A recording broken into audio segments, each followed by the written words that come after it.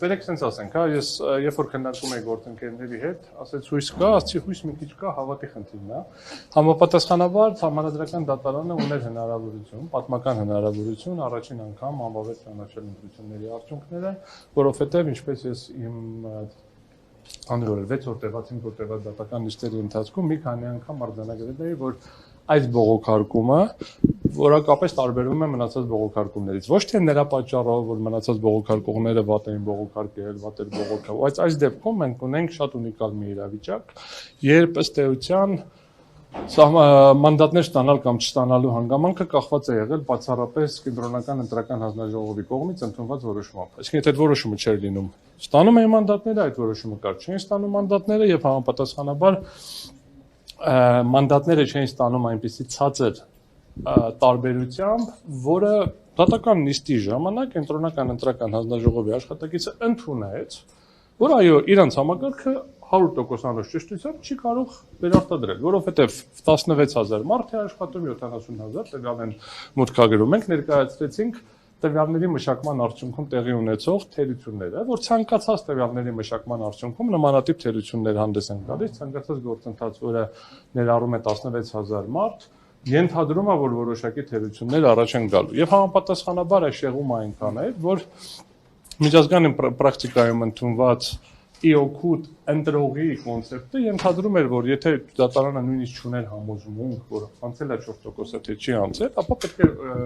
պաշտպաներ ընտրողների ձայնը։ Ցավոք սրտի մենք չունեցանք այն, ինչը կարող էինք ունենալ, Սահմանադրական դատարանը կարող էր վերահաստատել այդ խախտումները, որը շատ հստակ միանշանակ ցույց է տվել դատական գործի շրջանակներում եւ դրանով իսկ բարձրացնել վստահությունը դատական համակարգի։ Դարձավ ձեր փաստարկները համադրական։ Ոնց են որ համոզիչ էր։ Բայց ինչու։ Ստացվեց Ես համոզված եմ, որ համոզիչ էր։ Ժամանակը կանցնի, որոշ ժամանակ հետո կպարզվի այլ ինչ հանգամանքներ են ազդել նմանատիպ որոշում կայացնելու վրա։ Քաղաքական սա հրահանգի հետևանքով։ Ես հիմա ավել ինֆորմացիա, ասեք, ավարտեմ, ես ավել ինֆորմացիա հիմա ավել կարծիք չասեմ, բայց ակնհայտ է, որ դատական նիստի շրջանակներում ներկայացված ապացույցների նյութերի ուսումնասիրությամբ միանշանակ էր, որ պետք է կայացվեր առնվազն։ Ինչի եմ ասում առնվազն, որովհետև գործընկերները նաև թվային ճշտությամբ ցույց էին տվել, օրինակ քաղաքացիական պայմանագիր կուսակցության կողմից հիմնադրամի թույլատրելի չափից ավել ծախսերը, բայց առնվազն ԲՀԿ-ն պետք է ստանար մանդատներ։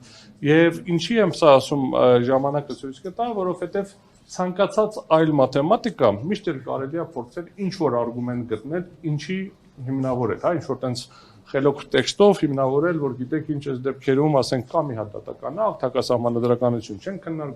քննարկում, այս փուլի խնդիր չի, բայց կրկնում եմ, բոլորի աչքի առաջա տեղի ունեցել գործընթացը։ Երբ որ կենտրոնական ընտրական հանձնաժողովը տեղյակ լինելով դիտավորյալ չի կանգնացրել քվեարկությունը, հետո քվեարկության արդյունքները անվավեր է ճանաչել։ Հայաստանի Հանրապետության բոլոր քաղաքական ուժերը պետք է պատրաստ լինեն, որ հետագայում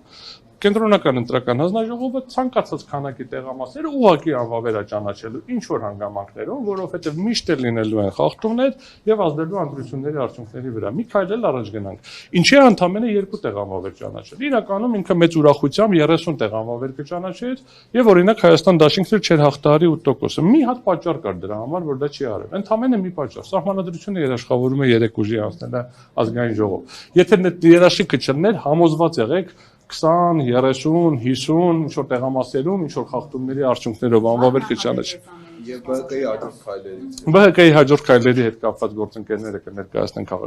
քաղաքական թիմը ինչ է անելու։ Առնվազն կա որոշումը վերջնական է, ինչպես նշեցիք, իրավական գործընթացներ շարունակ, մի քանի իրավական գործընթացներ կան, կքննարկենք եւ դրանց հետ կապված գործողությունները հետագա պարզ կլինի,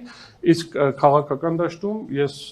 ինչ եմ տիրապետում հետագա քայլերին, այսինքն գործընկերները կարող են ներկայացնել։ Դուք սա որակում եք իրավական որոշում թե քաղաքական։ Սահմանադրական դատարանի որոշումները միշտ իրավաքաղաքական են, որովհետև սահմանադրական իրավունքը ինքնին քաղաքական իրավունք է, բայց սահմանադրական դատարանը ընտրական վեճերով կամ ընտրությունների արդյունքներով ընդունված ակտերի վիճարկման հետ կապված վեճերով հանդես է գալիս որպես հենց դատարան, ինքնային առաջին այցանի դատարանը, պարզ ասած, ով պետք է քննի այդ որոշումների իրավաչափության հարցը։ Եվ միշտ էլ կա քաղաքական կոմպոնենտ, բայց այս այն դեպքն է, սա այն դեպքն է, երբ որ շատ հստակ է, Միանշանակ էր, այսինքն մարդիկ տեսել են, բոլորի աչքի առաջ է, եւ բոլորը տեսան, որ ցավոք սրտի Սահմանադրական դատարանը մասնակից եղավ կամ առնվազն չկանգնեցրեց ձայնագողությունը։ Հիմա հա որպես փաստաբան ես պիտի ասեմ դե դատարանի ակտը այս ակտի հետ պետք է համահաշվենք, չէ։ Մենք կարող ենք նայենք ստատիստիկան Սահմանադրական դատարանի, ինչ եղավ, մարդիկ ժամանակին վստահությունը կտրուկ ավելացել էր, բավականին մեծ քանակությամբ դիմումներ կար, հիմա դիմումները պակասել են։ Սահմանադրական դատարանը տարեկան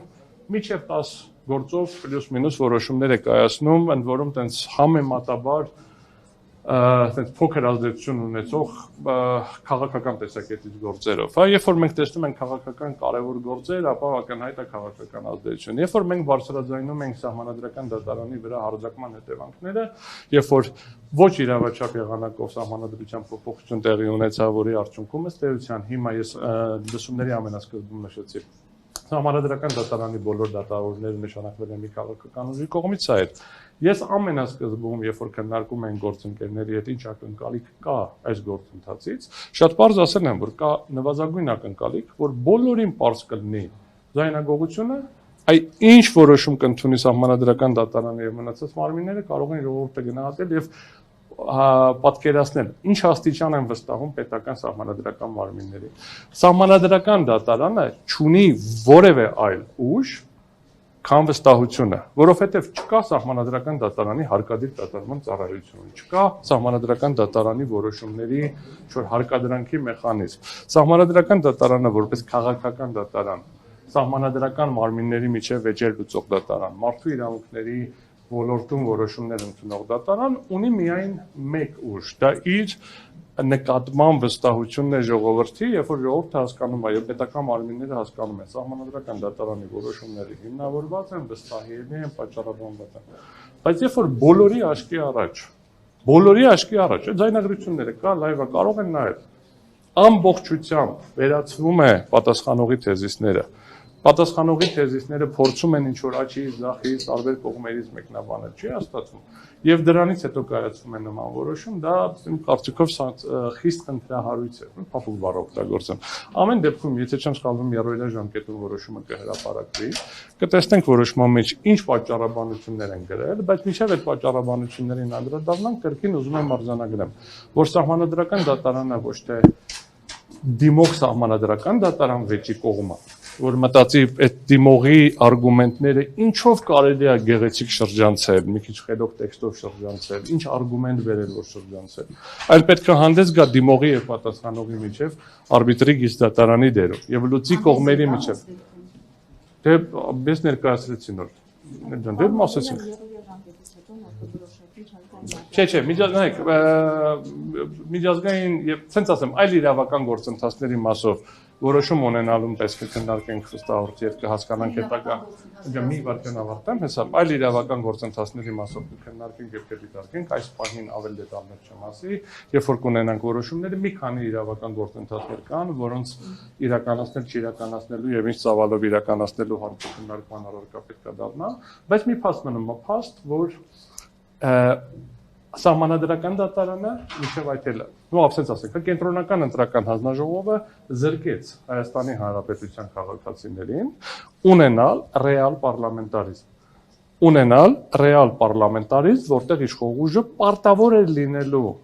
կոնսենսուսի գնալ, փորձել, բանակցել, քննարկել օպոզիցիոն ուժերի հետ մի շարք որոշումներ, այդ թվում նաև սահմանադրական օրենքներում փոփոխություններ կատարելու հարցը եւ մի շարք կարևորագույն պաշտոններում նշանակումներ անելու հարցը։ Դա ֆունդամենտալ կարևոր գործիք է, որը հնարավորություն է տալիս բոլորին տեսնել պարլամենտարիզմը գործողության մեջ։ Ինչ եղավ։ Կենտրոնական ընտրական հանձնաժողովը գողացավ այդ ձայները, անվավեր ճանաչելով եւ արդյունքում 58500 քաղաքացու ձայն է, որ սիրում են ասել, չէ՞, մենք քաղաքացիներն են որոշում, չէ, քաղաքացիները որոշել են, որ ԲՀԿ-ն պետք է լիներ կենտրոնական ընտրական հանձնաժողովում, մախինացիաների ներողություն ազգային ժողովում, մախինացիաների արդյունքում, բանի, հա, ցենց որոշումների արդյունքում, ինչ որ մաթեմատիկական աշխարհության արդյունքում եկան հասան նրան, որ վերջում արձանագրեցին, որ ոնց որ թե չի անցել, եւ Սահմանադրական դատարանը ունենալով հնարավորություն դեռ կբռնել, չբռնեց։ Ինչից են վախեցել։ Ինչ ազդեցություն է եղել, ինչ գործընթաց է եղել, թե դա պայմանավորված է Սահմանադրական դատարանի ոչ ամբողջ կազմող քննության հետ, թե դա պայմանավորված է իմ բերած բոլոր հանգամանքներով, դա ժամանակը ցույց կտա։ Վերջի ես չեմ բացառում, որ դատարանի որոշ դատավորներ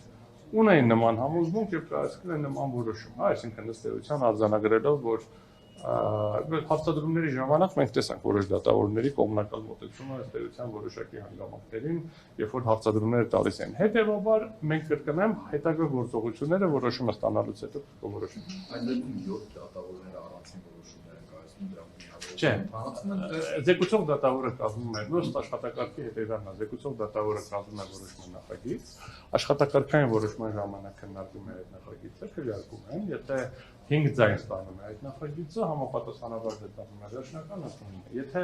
մեծամասնությունը դեմ է եղում, զեկուցող դատավորի փոփոխությունը տեղի ունենում, նոր զեկուցող դատավորը կազմում է նոր նախագիծ արդեն այլ որոշմամբ եւ դա նույնպես դրվում է քննարկման եւ քվեարկում է, եթե 5 ձայն ստանում է, դες կարող է խմբագրական ինչ-որ բաներ փոխել, բայց կոնցեպտուալ դա է։ Պարոն Օգելյան, այն քաղաքացիները, որոնց ձայնը ըստ որոշիչ չէ, անբավարար ճանաչվեցին։ Այդ քաղաքացիները կարող են դիմել միջազգային դատարաններ եւ կոնկրետ